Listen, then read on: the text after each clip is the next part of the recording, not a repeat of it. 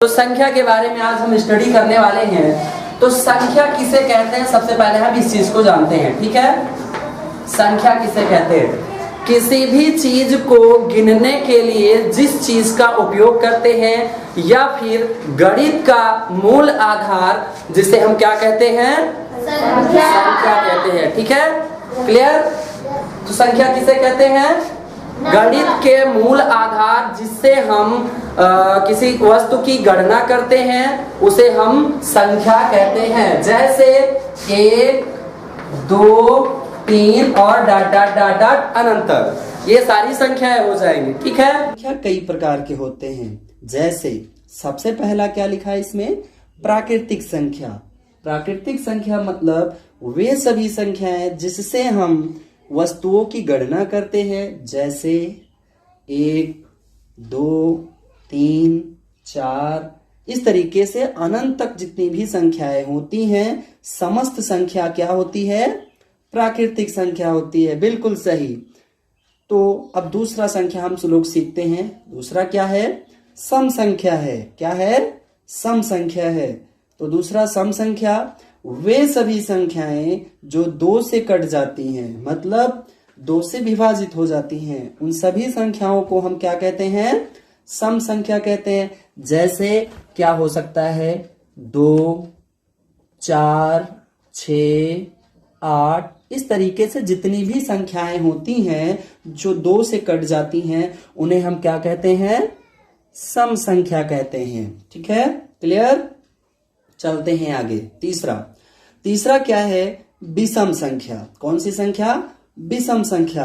वे सभी संख्याएं जो 2 से विभाजित नहीं होती हैं उन्हें हम क्या कहते हैं? विषम संख्या कहते हैं। जैसे हम क्या लिख सकते हैं? 3, 5, 6, 7 आ जाएगा, 9, इस तरीके से अनंत तक जितनी भी संख्याएं हैं उन्हें हम कौन सी संख्या कहते हैं? विषम संख्या कहते हैं। ठीक है, क्लियर? चलते हैं आगे। तीसरा हो गया, उसके बाद हम चौथे संख्या पर चलते हैं। चौथा क्या है हमारा? पूर्णांक संख्या है। कौन सा? पूर्णांक संख्या। तो पूर्णांक संख्या किसे कहते हैं? वे सभी संख्याएं जो धनात्मक भी होती हैं, ऋणात्मक भी होती हैं और जिनमें 0 भी सम्मिलित हो, उन सभी संख्याओं को हम क्या कहते हैं? पूर्णांक संख्या कहते हैं। जैसे आइए देखते हैं। जैसे -3, -2, -1, 0, -1 या +1 भी आ जाएगा, 2 आ गया, 3 आ गया। इस तरीके के समस्त संख्याएं हमारी कौन सी संख्या होगी? पूर्णांक संख्या होगी। ठीक है, क्लियर? आगे चलते हैं। पांचवी संख्या हमारी कौन सी है? पूर्ण संख्या है। कौन सी? पूर्ण संख्या। वे सभी संख्याएं जो 0 से अनंत तक होती हैं, सभी संख्याएं पूर्ण संख्या कहलाती हैं। जैसे हम शुरुआत करते कहां से? 0 से। 1, 2, 3, इस तरीके से अनंत तक की संख्याओं को हम कौन सी संख्या कहेंगे? पूर्णांक संख्या कहेंगे। ठीक है, चलिए आगे चलते हैं। उसके बाद आप आ जाते हैं पूर्णांक के बाद भाज्य संख्या पर। भाज्य संख्या किसे कहते हैं?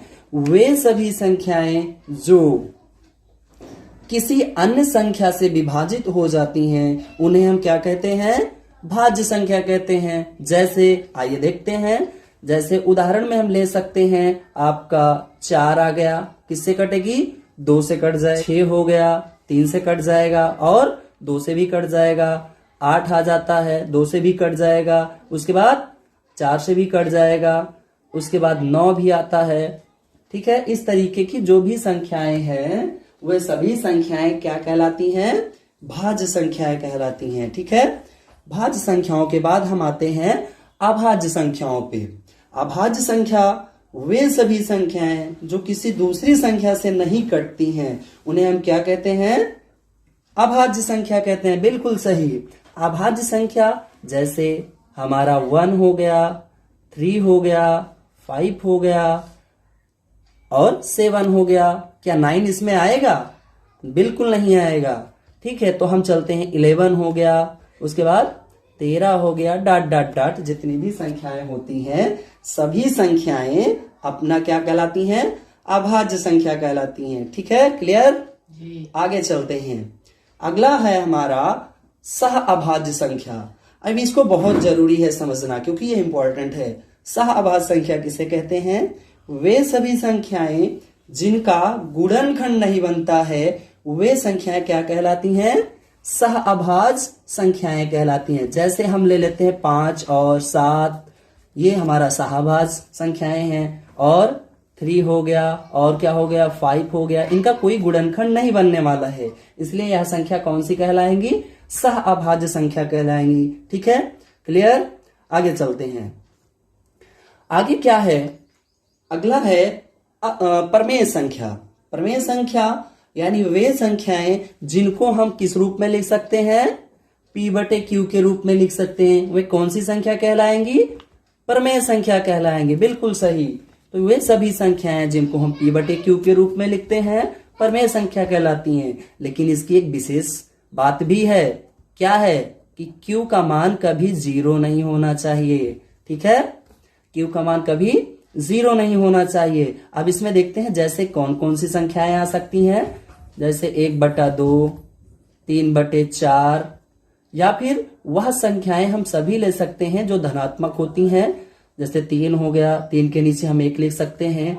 अच्छा, एक चीज इसमें इंपॉर्टेंट होता है जो कि इधर हम देखेंगे थोड़ा सा। एक चीज इसमें इंपॉर्टेंट क्या है?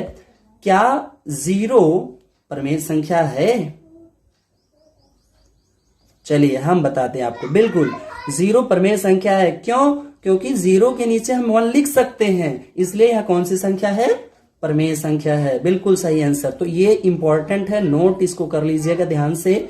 ये प्रमेय संख्या कहलाती है। अब हम चलते हैं अगले नेक्स्ट पर, अप्रमेय संख्या। अप्रमेय संख्या किसे कहते हैं? वे सभी संख्याएं जो अंडर रूट में लिखी होती हैं और उनका क्या नाम निकल पाए? वर्गमूल ना निकल पाए, उन्हें हम क्या कहते हैं? अप्रमेय संख्या कहते हैं। जैसे क्या? √3 हो गया, √5 हो गया और √7 हो गया। ये सभी संख्याएं क्या कहलाएंगी? अप्रमेय संख्या कहलाएंगी। ठीक है, क्लियर? कोई डाउट? अच्छा, चलिए एक क्वेश्चन कर लिया जाए। क्या √4 प्रमेय संख्या है कि अप्रमेय संख्या है? ये क्वेश्चन कमेंट में बताइए। चलिए, ठीक है, यहां तक क्लियर हुआ। अब आगे चलते हैं वास्तविक संख्या। तो वास्तविक संख्या क्या होती है? वे संख्याएं जो क्या हो? प्रमेय और अप्रमेय दोनों होती हैं, उन्हें हम क्या कहते हैं? वास्तविक संख्या कहते हैं। जैसे आप देख रहे हैं यहाँ पे √2, फिर उसके बाद 4√3। ठीक है, ये सभी संख्याएं क्या कहलाती हैं? वास्तविक संख्या कहलाती हैं। नेक्स्ट, अवास्तविक संख्याएं। अवास्तविक संख्या किसे कहते हैं?